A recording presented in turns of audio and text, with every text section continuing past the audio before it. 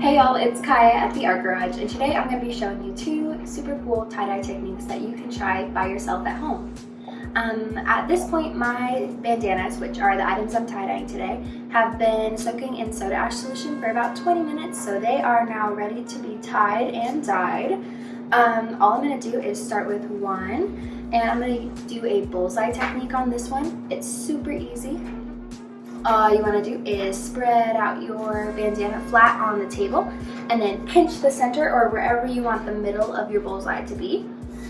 Just like that. And then all I'm going to do is lay it down like that, and it's ready to be rubber banded. My second technique is called a spiral, and it's my personal favorite. It's that classic Keep Austin Weird tie-dye technique. And all you want to do is pinch the center and then twist. Keep twisting until all of the bandana or t-shirt or whatever you're using is completely spun like this. Kind of looks like a rose or a flower. And then these are both ready to be rubber banded. So you want to go ahead and go into your kit or get rubber bands from your house.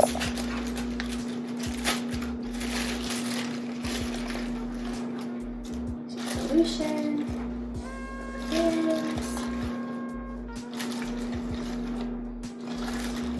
tie-dye as well. These are still in powder form, so we haven't added water to those ones yet. And then you're ready to go. For your bullseye, all you want to do is rubber band sections. I like to do 3 to 4 rubber bands, so I have about 5 to 6 sections because I like to do things rainbow. And there are 6 colors in the rainbow, and that's kind of how I like to do it. The tighter you rubber band, the more of a white band you'll have when the rubber bands are taken off. So the dye will get resisted the tighter your rubber bands are, but you can make them looser and the colors will just bleed a little bit more, but there's no right or wrong answer there. Just band them up. You can do your sections different sizes, or you can do your sections really close together. It's up to you. Okay, so now we got 1, 2, 3, 4. I'm gonna do one more. 5 and 6. So I can do a rainbow.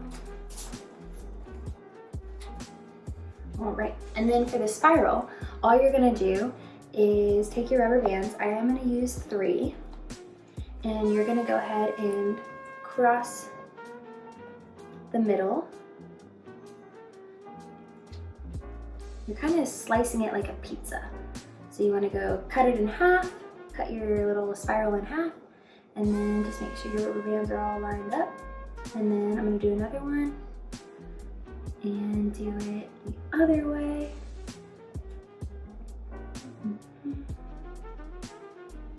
Okay, sweet. So now I've got 4 sections, 1, 2, 3, 4, but I'm gonna add one more and scoot over one so I can have 6 sections so I can make a rainbow because it's my favorite. But you can leave it just as 4 sections if you want, or add more sections. That's just gonna determine like how many colors you can fit on your tie-dye, but it is however you like it.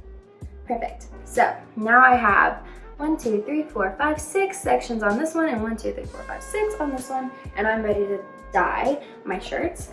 You want to always make sure to lay out a protective covering on your counter. I just laid out a trash bag that I had at home. The plastic does really well to protect your counters. You just want to be really conscious of what you're wearing and other materials out, because the dye does stain other materials. So you want to be really careful with that. Because it does stain, you also want to put on your gloves that came in your kit, or kitchen gloves will work too if you have those in your house. Whatever you feel comfy with. And then you are ready to dye. The dye that comes in your kit is in powder form, so you want to go ahead to the sink and fill this up with water, give it a good shake, Some of these bottles need to be pierced, so you might need to cut the tips. But I already did so, and mine are all mixed up. You can see I have the primary colors here. I've got red, yellow, and blue, and that's what comes in your kit. And those colors we can use to make all of the colors of the rainbow.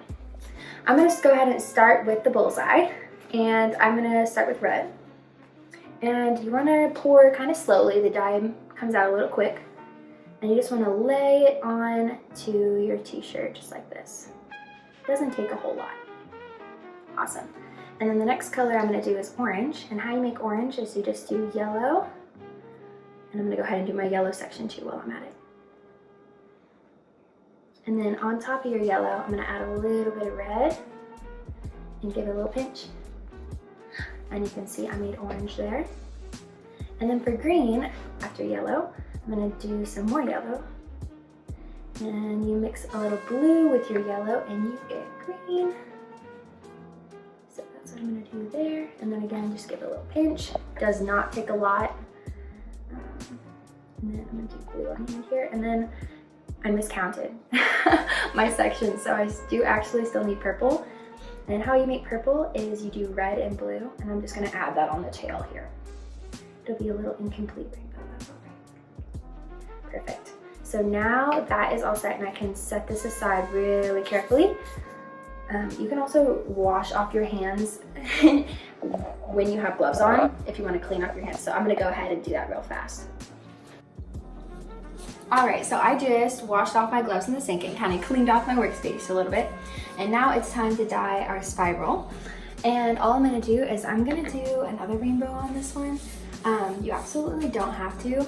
I'm just in love with rainbows, but if you wanted to do more of a blue and red and purple tie-dye, or you want to do more warm colors, totally go for it. Don't feel like you have to do a rainbow like me. My first section is gonna be this little triangle here. And you just want to go ahead and dye in everything in that triangle. It's going to bleed under the rubber bands a little bit, that's okay. We're going to go in and do orange. And again, that's yellow and red.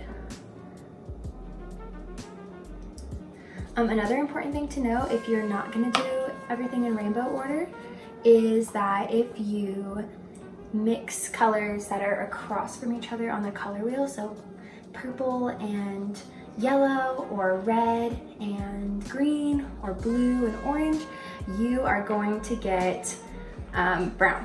So you want to try and avoid that if you can.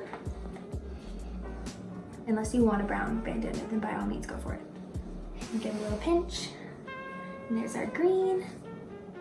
And then here's our blue section. And I actually made room for purple on this one because I was good at counting for this one. And we're gonna do a little bit of blue and a little bit of red for purple.